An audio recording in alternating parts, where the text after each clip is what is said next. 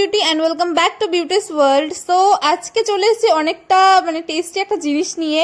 আজকে ভাই তার বাড়ি থেকে অনেকগুলো আম নিয়ে এসেছে আর এসে বলছে চল মাখা কর, এগুলো খাই, অনেকদিন খাইনি, এই বছর তো খাইনি। যেমনি কথা সেমনি কাজ, আমাদের অবস্থা হয়েছে উঠলো বাড়ি তো কটক যায়, ব্যাপারটা হচ্ছে কিছুটা এরকম। আর এখানে হচ্ছে আমরা দুজনে মিলে সেটাকে রেডি করতে বসে গেছি। আমার না সত্যি কথা বলতে টক অতটা ফেভারিট নয়, আমার ঝাল খুব ভালো লাগে।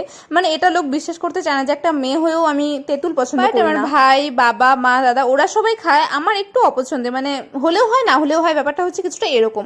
তো বাট আমটা আমার ভালো লাগে, যেহেতু এখানে চিনি ফিনি দিয়ে একটু টকটা কমিয়ে মাখা হয়। আমরা সমস্ত কিছু রেডি করে ফেলছিলাম। পিসি ছাদ থেকে হচ্ছে জামা কাপড় আর লেবু পাতা নিয়ে এসেছে লেবু পাতা দিয়ে মাখার জন্য, কারণ এটাতে স্মেলটা খুব গরমের মধ্যে এমন টেস্টি টেস্টি আম মাখা কেমন লাগছে বলো, তোমাদেরও দেখে মুখে জল চলে এলো। তো আমি জানি আসো তোমাদের তোমরা আম মাখা করলে কিভাবে করো। আমার তো এটাই বেশি টেস্টি লাগে, ইভেন আমার বাড়ির সবারই এরকম করে ইয়ে করে সব থেকে বেশি ভালো লাগে। তোমরা কিরকম করে খাও অবশ্যই জানিও কমেন্টে। আমার জন্য তো এটা ফার্স্ট কাঁচা আম মাখা ছিল, আমি এর আগে এই বছর আর খাইনি, আর এখন তো আম প্রায় পেকেই গেছে। তোমরা কবার খেয়েছো অবশ্যই জানিও। আর এখানে বুঝতেই পারছো আমার ফেসিয়াল এক্সপ্রেশনটা দেখে যে টকটা কি হারে হয়েছে। বলতে আমি এটার মধ্যে আরেকটু এক্সট্রা করে চিনি মিশিয়ে নিয়েছিলাম, তাই আমি খেতে পারছি, না হলে খেতেও পারতাম না। তোমাদের কি ভালো লাগে, টক না মিষ্টি না ঝাল, জানিও অবশ্যই।